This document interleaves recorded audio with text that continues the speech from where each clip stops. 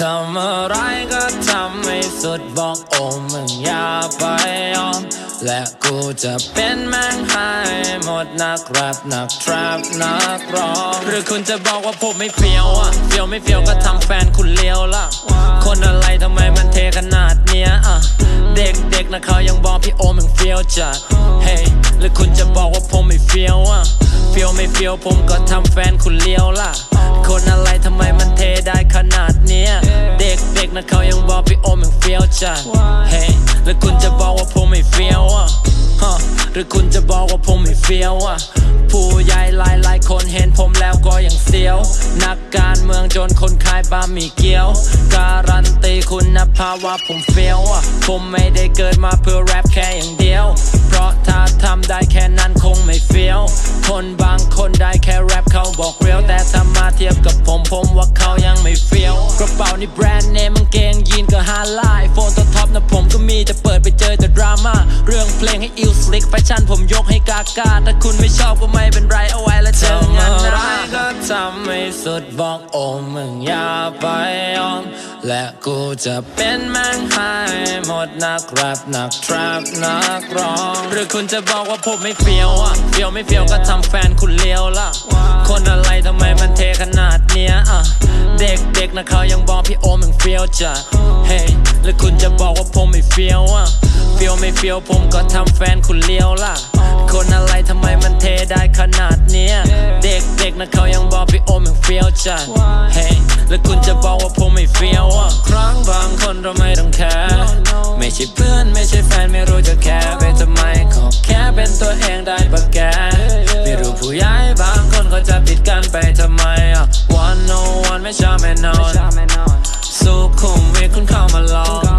เพลงฮิตต่อเนื่องมันฆาตกรเซ็กเสียงเพลงเป็นเงินเป็นทองก่อนที่คนจะเฟี้ยวมันก็ต้องเสียวกันมาก่อนและการที่คนจะเฟี้ยวมันไม่ได้เกี่ยวกับข้อสอบผมอาจเป็นเด็กดื้อที่ไม่ยอมทำตามพ่อบอกแต่ว่าวันนี้ผมรวยเพราะเพลงและผมจะกลับไปให้พ่อทำอะไรก็ทำให้สุดบอกโอ้มึงอย่าไปยอมและกูจะเป็นแม่งให้หมดนักแรปนักแทรปนักร้องหรือคุณจะบอกว่าผมไม่เฟี้ยวอะเฟี้ยวไม่เฟี้ยวก็ทำแฟนคุณเลี้ยวล่ะคนอะไรทำไมมันเทขนาดเนี้ยเด็กๆนะเขายังบอกพี่โอมึงเฟี้ยวจัดเฮ้ยหรือคุณจะบอกว่าผมไม่เฟี้ยวอะเฟี้ยวไม่เฟี้ยวผมก็ทำแฟนคุณเลี้ยวล่ะ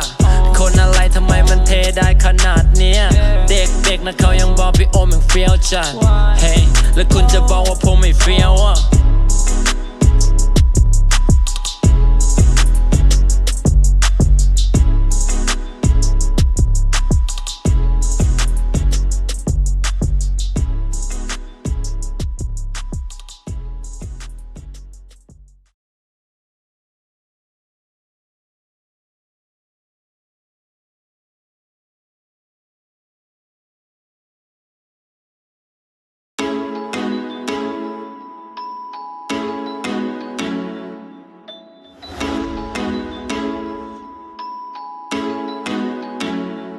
ทำอะไรก็ทำให้สุดบอกโอ้มึงอย่าไปยอมและกูจะเป็นแม่งให้หมดนักแรปนักแทรปนักร้องหรือคุณจะบอกว่าผมไม่เฟี้ยวอะเฟี้ยวไม่เฟี้ยวก็ทำแฟนคุณเลี้ยวล่ะคนอะไรทำไมมันเทขนาดเนี้ยเด็กๆนะเขายังบอกพี่โอมึงเฟี้ยวจัดเฮ้ยหรือคุณจะบอกว่าผมไม่เฟี้ยวอะเฟี้ยวไม่เฟี้ยวผมก็ทำแฟนคุณเลี้ยวล่ะคนอะไรทำไมมันเทได้ขนาดเนี้ยเด็กๆนะเขายังบอกพี่โอมึงเฟี้ยวจัดเฮ้ยหรือคุณจะบอกว่าผมไม่เฟี้ยวหรือคุณจะบอกว่าผมไม่เฟี้ยว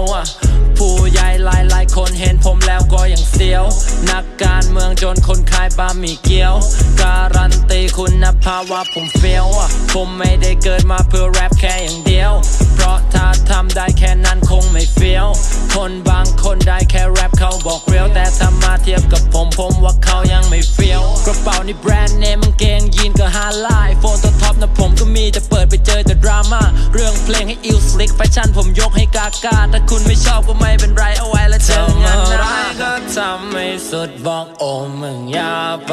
ยอมและกูจะเป็นแม่งให้หมดนักแรปนักทรัพนักร้องหรือคุณจะบอกว่าผมไม่เฟี้ยวอ่ะเฟี้ยวไม่เฟี้ยวก็ทำแฟนคุณเลี้ยวล่ะ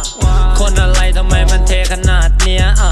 เด็กๆนะเขายังบอกพี่โอมึงเฟี้ยวจัดเฮ้ยหรือคุณจะบอกว่าผมไม่เฟี้ยวอ่ะ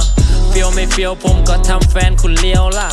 คนอะไรทำไมมันเทได้ขนาดเนี้ยเด็กๆนะเขายังบอกพี่โอมึงเฟี้ยวจัดเฮ้ยหรือคุณจะบอกว่าผมไม่เฟี้ยวอ่ะครั้งบางคนเราไม่ต้องแคร์ไม่ใช่เพื่อนไม่ใช่แฟนไม่รู้จะแคร์ไปทำไมขอแค่เป็นตัวเองได้ปะแกไม่รู้ผู้ใหญ่บางคนเขาจะปิดกันไปทำไม101ไม่ชอบแน่นอนสุขุมวิทคุณเข้ามาลองเพลงฮิตต่อเนื่องมันฆาตกรเซ็กเสียงเพลงเป็นเงินเป็นทองก่อนที่คนจะเฟี้ยวมันก็ต้องเสี้ยวกันมาก่อนและการที่คนจะเฟี้ยวมันไม่ได้เกี่ยวกับข้อสอบผมอาจเป็นเด็กดื้อที่ไม่ยอมทำตามพ่อบอกแต่ว่าวันนี้ผมรวยเพราะเพลงแล้วผมจะกลับไปให้พ่อก่อนอะไรก็ทำไม่สุดบอกโอ้มึงอย่าไป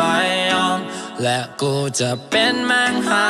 หมดนักแรปนักทรัพนักร้องหรือคุณจะบอกว่าผม